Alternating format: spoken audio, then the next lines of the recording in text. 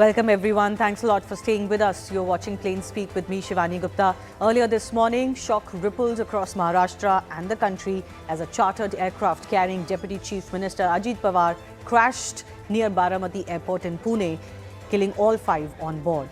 The jet, a Bombardier Learjet 45XR operated by VSR Aviation, was on a short flight from Mumbai to Baramati, where Pawar was scheduled to address 4 public meetings when the calamity struck during its second landing attempt. Now, questions over visibility and challenging conditions remain yet to be answered. The aviation watchdog DGCA has ordered investigation. Its teams from the Aircraft Accident Investigation Bureau have reached the scene as well. The jet involved had been in service for over a decade and was operated by a charter firm linked to a previous incident involving a Learjet in 2023, now raising fresh concerns about the maintenance and safety oversight. So what really went wrong? Was it weather and visibility, as early whispers suggest, or did technical failure or pilot error lead to this tragedy? We'll have experts joining us and breaking down everything that we know, all the big developments and the angles as far as this crash is concerned. But let's first break down the top 6 developments according to the government statement that has been issued earlier this afternoon. The pilot's first attempt to land had failed, following which a second attempt had been made as far as this landing is concerned. The plane was trying to attempt a second landing, but there was no response from the pilot afterwards. As far as the final confirmation is concerned, the plane crashed within 36 minutes of taking off, and this is the CCTV footage of the exact moment when the crash happened. A huge ball of fire and smoke erupting from the ground very close to the highway in Baramati as well. Visuals of smoke engulfing the sky, the debris scattered. As far as the aftermath is concerned, the debris and of course those also caught in fire, they sent ripples across the country.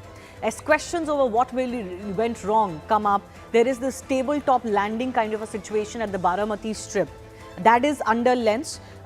This video gives you a little bit of a sense on what the pilot's perspective or view could have been from the cockpit. Furthermore, questions over the visibility factor also remain unanswered. We don't quite know whether it was visibility per se that led to this deadly fatal crash that literally gave no opportunity to anyone on board to survive because of the fact that it was pretty harsh, a crash itself, and also that the plane broke down and also engulfed in fire. Ajit Pawar's final journey, as I said, began when this aircraft took off from Mumbai this morning at 8 a.m. He was traveling to address many public gatherings, and he's anyways known to spend a lot of time in his constituency since 1991, Baramati. The plane came crashing down at 8:46 a.m. This is barely 36 minutes after takeoff. A second attempting landing had failed, and that's when the plane also went silent. Soon after, there were these visuals of flames were seen next to the runway, following which a call was also made to the ATC. We know at around 9:12 a.m. that a wreckage has been spotted and a fire has been spotted. What happened after that? As expected, Ajit Pawar's final remains, his mortal remains, were taken to the hospital in Baramati, and as news spread, many distraught supporters started gathering as well. His family members, including Senior Pawar, Sharad Pawar, Supriya Sule, wife Sunetra Pawar, they all were seen rushing to Baramati, and of course condolences that were being given between family members as well. His mortal remains have been now kept at Vidya Pratishthan School for locals and other dignitaries to pay their respect. Chief Minister and the other Deputy Chief Minister of the state will also be making their way. His final rites are expected tomorrow. But here's also how the trajectory played out. Let's look at the final trajectory of the plane as far as the flight radar is concerned. So this is when the plane took off. It was en route Baramati at about 8:10 a.m. It also came in contact in Baramati at 8:18 a.m. That is what the recordings show us, and that is also what the government has now clarified. Moments later, the pilots communicated that they couldn't spot the runway, but they were given an initiation that they could go around. They did take a circle around, and moments later the plane crashed. As far as what the flight radar shows, it takes this entire turnaround after the first landing is attempted. But on the flight radar, at least soon after taking this turnaround, the flight goes off radar. What we do know as far as the government release is concerned, that the pilot tried to make a second attempt landing. There was also communication between the ATC and the pilot about whether the runway was visible or not. But after suggesting that the runway was not visible to them, the plane completely went silent. There was a communication that they could finally see the runway.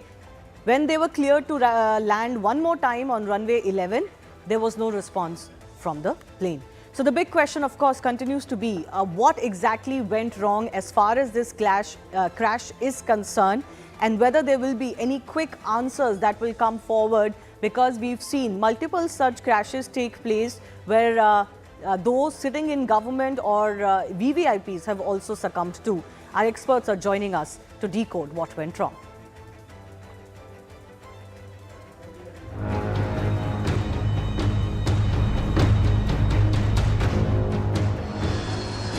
ये हमने देखा कि ये plane जब नीचे आया था ऐसा लग रहा था उसका क्रैश हो जाएगा, तभी क्रैश हो गया। हम देखे कि हमें लगा नहीं क्रैश हो गया है, लेकिन एयर ट्रैप पे उतरेगा ऐसा लगा, उतर रहा है, लेकिन क्रैश हुआ और उसके बाद स्फोट हो गया उसका। उनका फोन आया था लड़की का कि मैं बारामती जा रही हूँ, वहाँ से अजीत दादा पवार को छोड़ के मैं नांदेड़ जाऊंगी। और उसके बाद आज अजीत दादा के बारे में सुना, हम लोग टीवी में लगाए तो ब्रेकिंग न्यूज में पिंकी माली करके अटेंडेंट आया। The aircraft was very well maintained. There was absolutely no problem in the aircraft. There was no technical failure in the aircraft. उनसे पूछा गया था कि विजिबिलिटी है कि नहीं रनवे का, तो उसके बाद पहले तो उनका समाधान नहीं आया, फिर उसके बाद आया कि विजिबिलिटी है। तो लैंडिंग क्लियरेंस जैसी एटीसी ने दिया, उसके बाद तुरंत देखा गया कि ये एक्सीडेंट हुआ है। बहुत दुखद घटना है।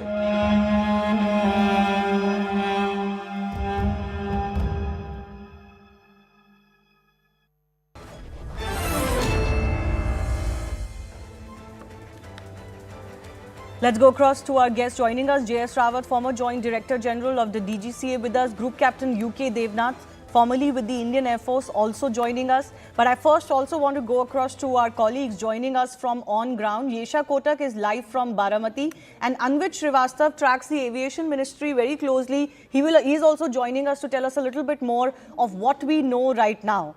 Anvit, what are the different facets of this crash that are currently being investigated? We know that a team of the DGCA or the AIB, one team has definitely landed at this company's office, the company that was running this chartered flight and this aircraft. What else is under investigation as we speak? We also have fresh visuals, of course, of the AIB team, the forensic team and others landing at the spot in Baramati.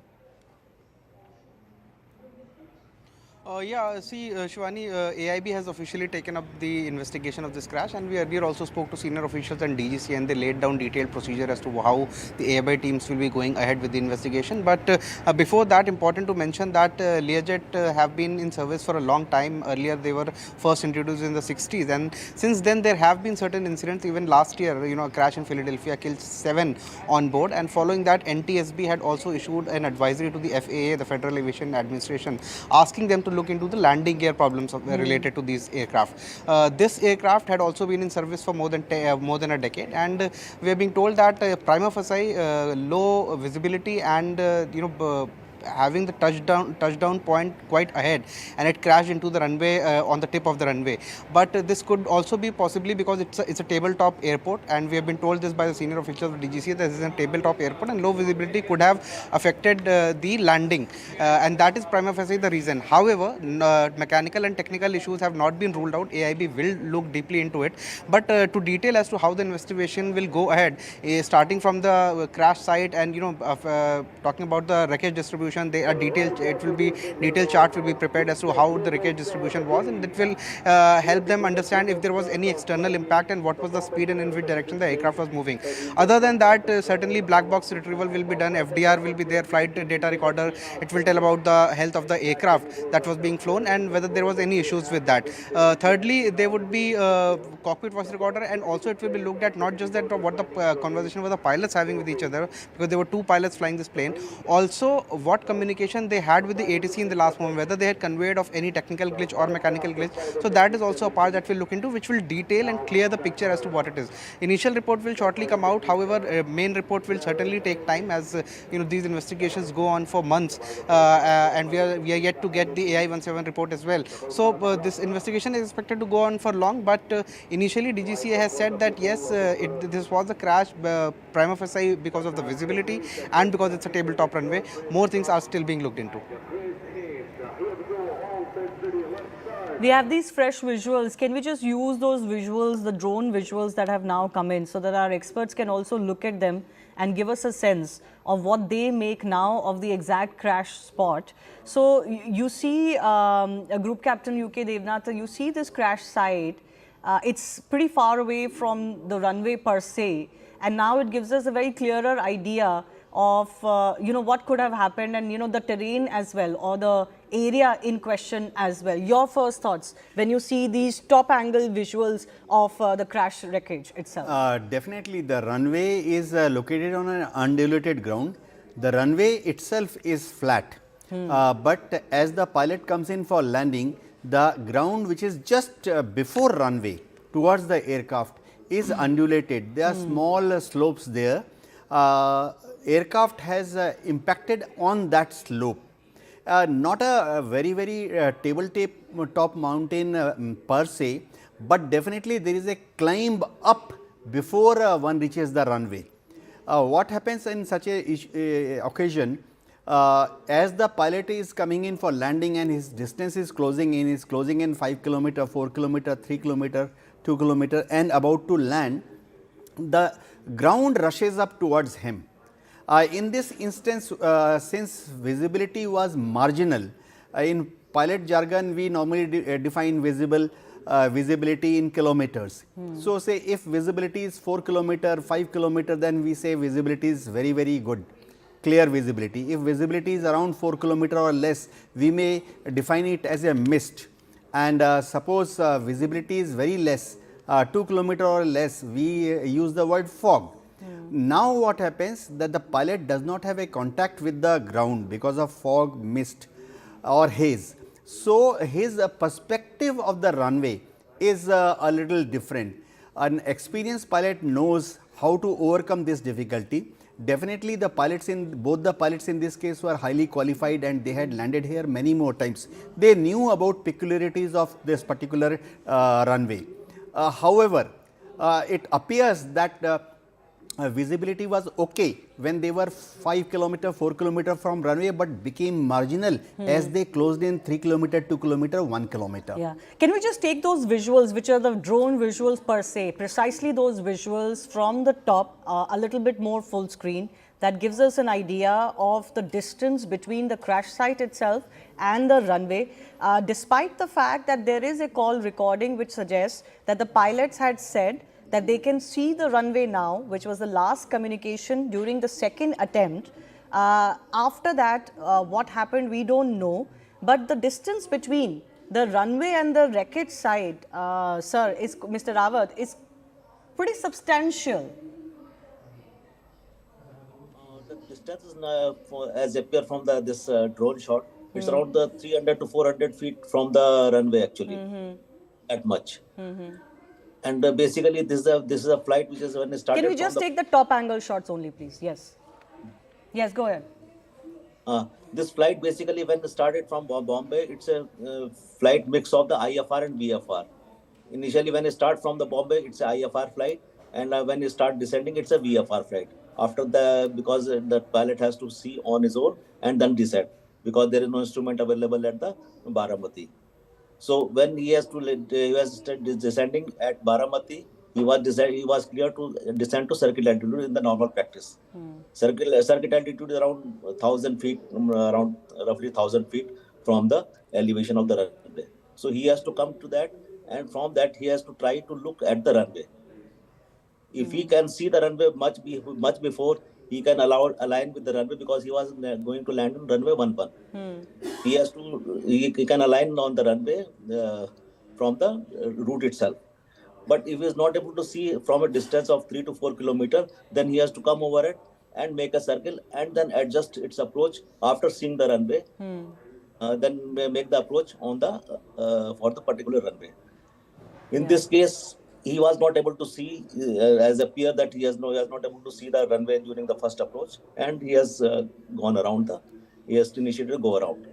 He has tried the second attempt also, but in the second attempt, as the information is available, that at some point of time he has said that he is able to sight the runway.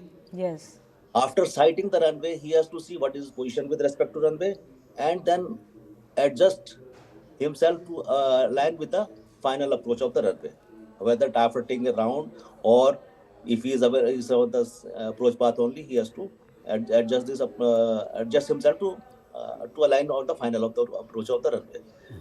Now, it appears from the visuals that during the second, he has crossed the threshold of the runway and gone towards the left side.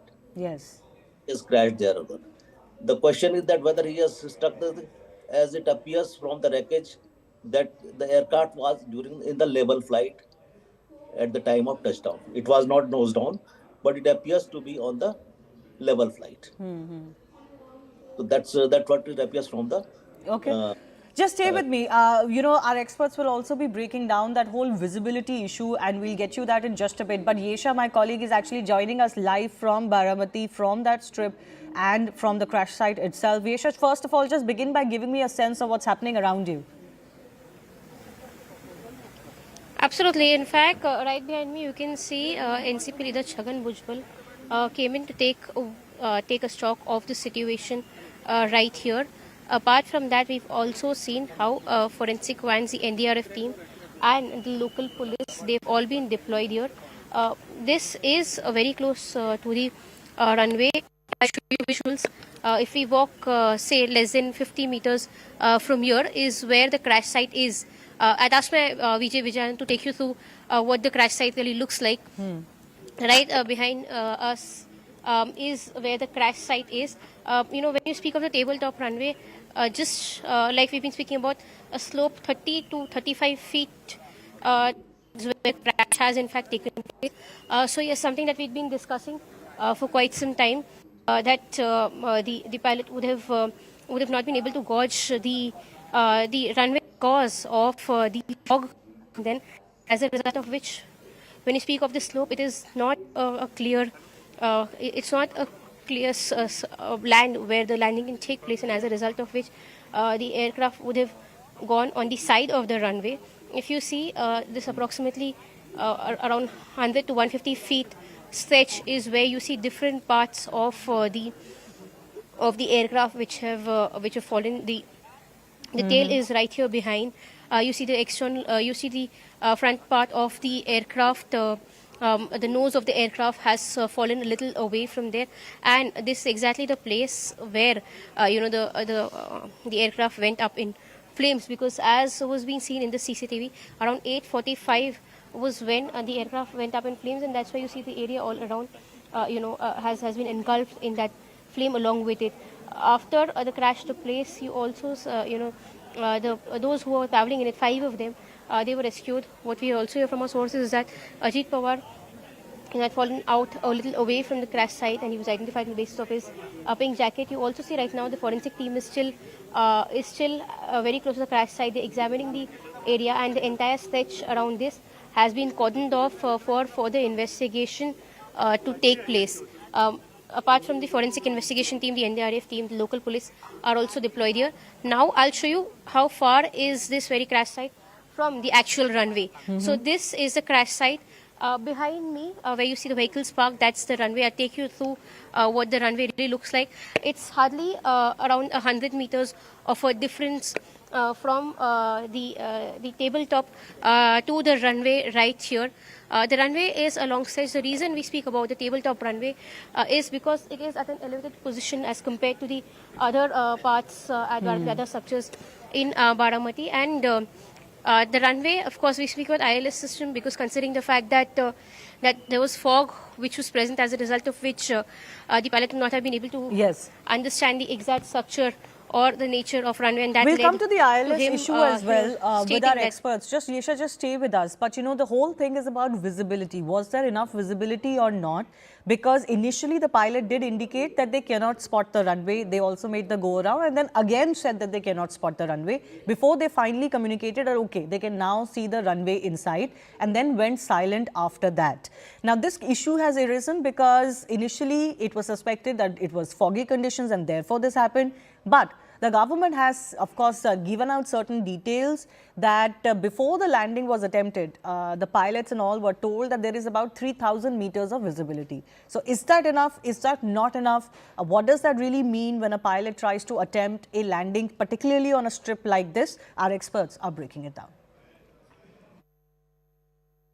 Shivani, what happens whenever an aircraft is approaching for landing in VFR, that is visual met conditions, visual flight conditions, the pilot has to depend upon his eyes. He has to pick up the runway with his eyes and then land. Now what happens, normally it is expected that visibility is good. By this we mean visibility for the runway is visible from a distance of 5 kilometer, 4 kilometer. A runway is visible definitely from a distance of 3 kilometer.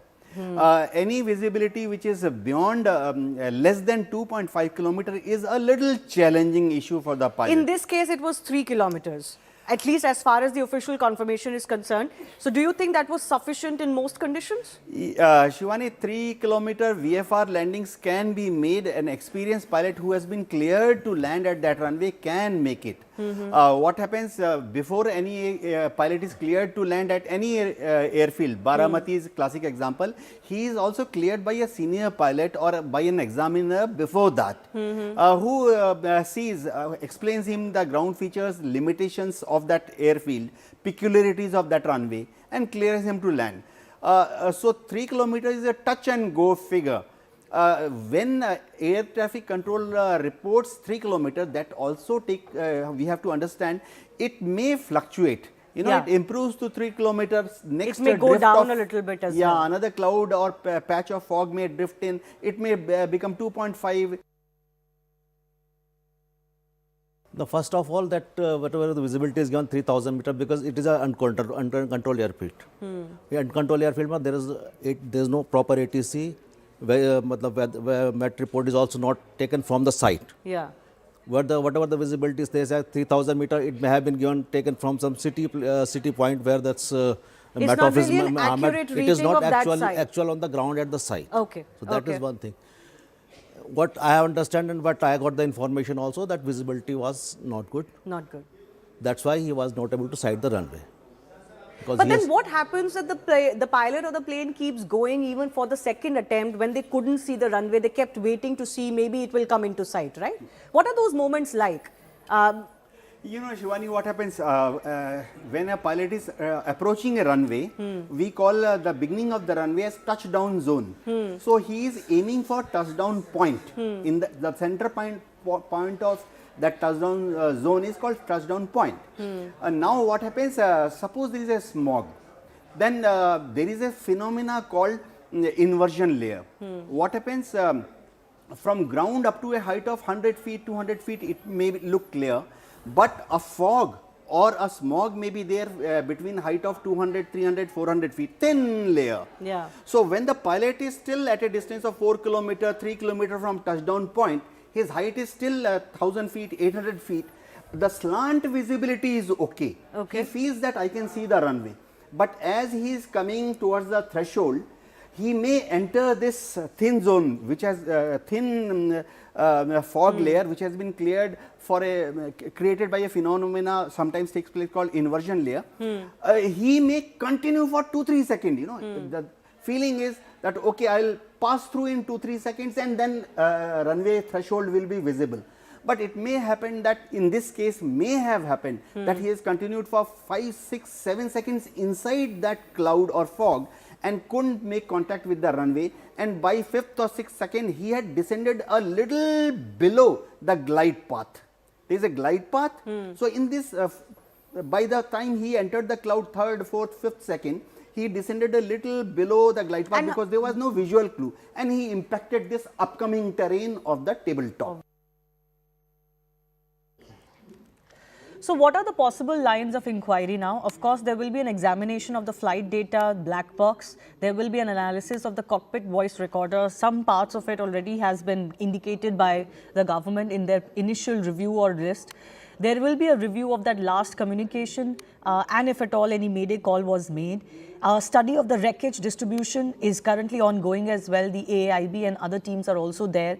And study of the topography and the weather conditions that were prevailing at that time will also be done. I want to go across to Mr. Rawat one more time on this. What apart from what we already know, what the government has already indicated, what more will be important to find out from the black box recovery now?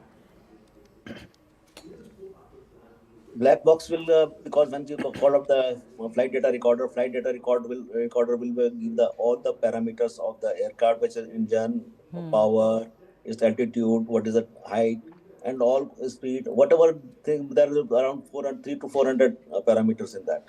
So it will give all the parameters which will give the condition of the aircraft, including its engine health and other things.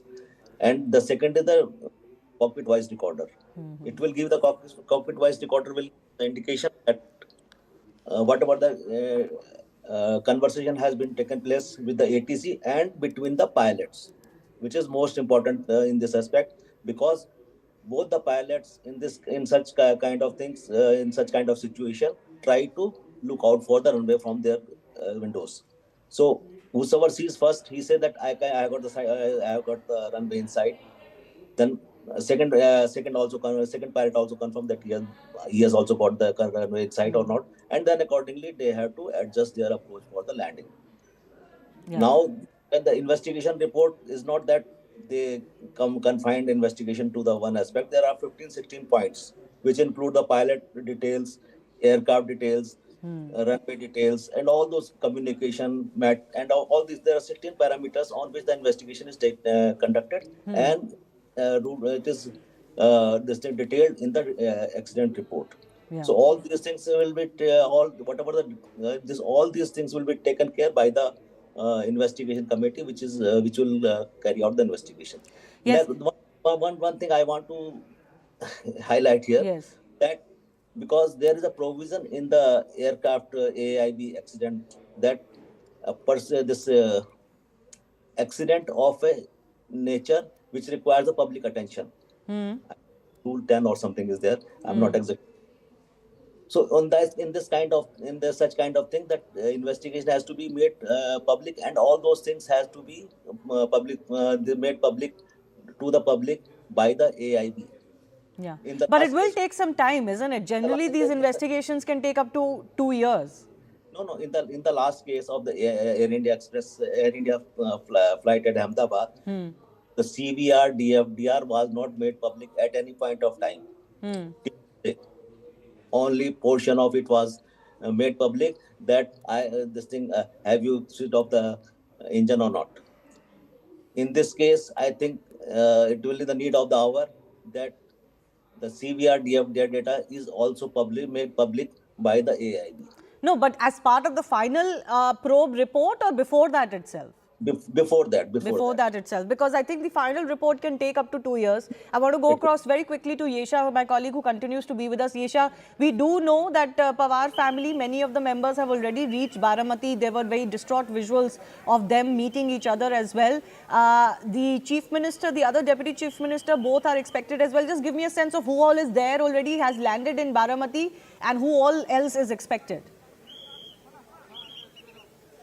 So yes, so far Deputy Chief Minister Eknath Shinde, Chief Minister Devendra Fadnavis have already reached Baramati. In fact, you saw the visuals of them meeting Ajit Pawar's wife Sunitla Pawar.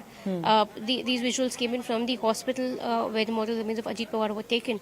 Apart from that, we've also seen the entire Pawar family, son of Ajit Pawar, Parth Pawar, his wife Sunita Pawar, Supriya Sule's cousin Sharad Pawar, all of them. The entire Pawar family has reached here. Apart from that, we also expect several top leaders. In fact, we've seen NCP leader Chhagan Bhujbal already visit this very place.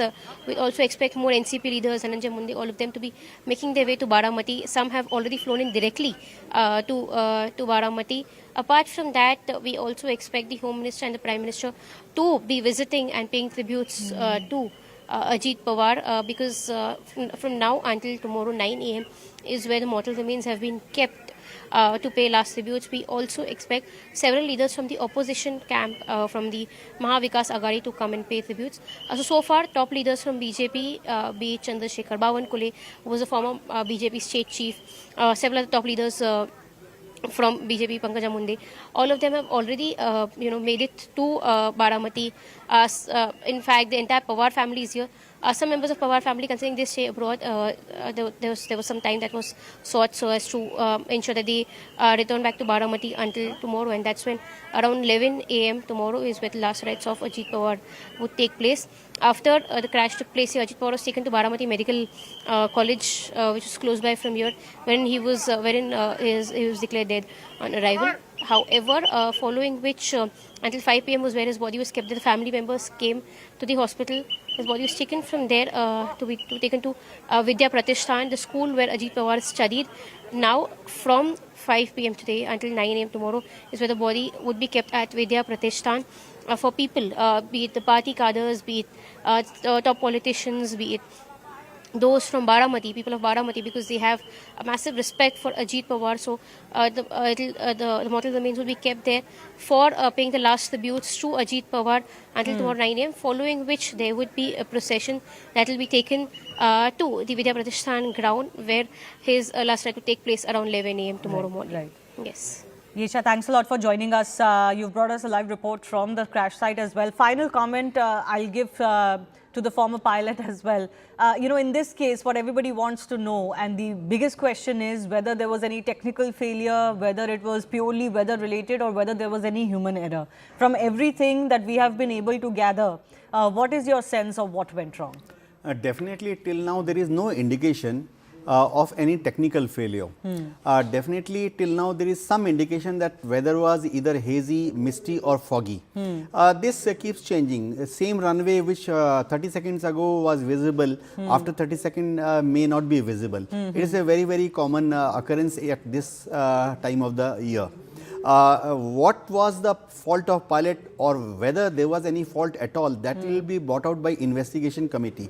See, aviation, we always say a pilot is a psychological machine. He takes the decision based upon his professional experience, what has been taught to you, and most importantly, he has to take a judgment at that particular second. Any judgmental error, probably weather, bad visibility contributed to it. Absolutely.